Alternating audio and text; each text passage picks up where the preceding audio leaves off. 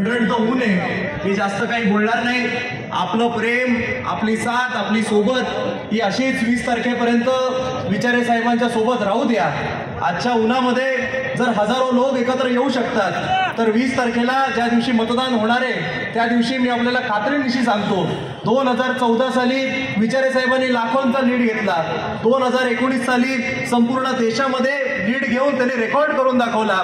आणि 2024 साली जेव्हा लढाई होणार आहे एका निष्ठावंत वाघाची आणि गद्दारांची, तेव्हा 2014 आणि 19चे सगळे लीड मोडून देशातील सगळ्यात जास्त आघाडी घेऊन जर कोण निवडून येणार आहे तर तुमच्या माझ्या हक्काचा नेता राजन विचारे साहेब निवडून येणार आहेत. आणि आपण सगळ्यांनी त्यांच्या सोबत खंबीरपणे उभं राहायचंय.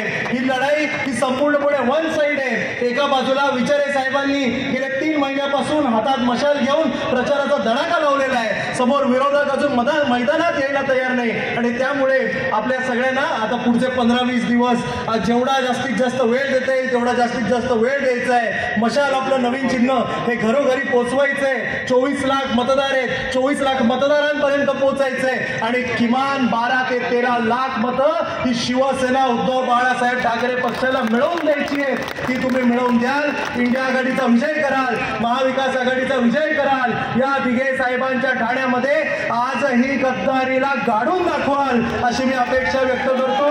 विचारे साहेबांना त्यांच्या विजयासाठी खूप खूप शुभेच्छा देतो.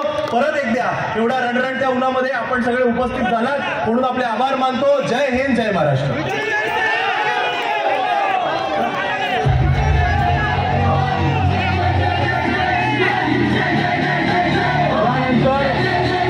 जिल्हा अध्यक्ष विक्रांतजी चव्हाण साहेब यांना विनंती करतो की आपण संबोधित करावं.